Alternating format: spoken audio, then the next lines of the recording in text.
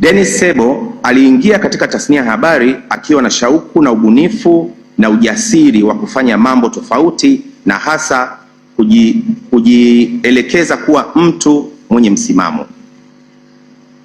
Alianza kufanya kazi katika vituo vya IPP Media, akihudumia katika redio ya East African Radio na television, ambapo alipata uzoefu mkubwa wa utangazaji na uandishi wa habari.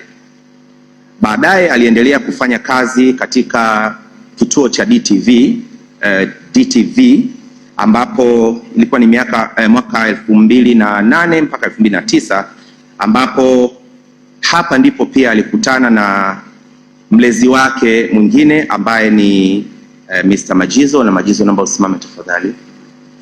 Uone. Asante.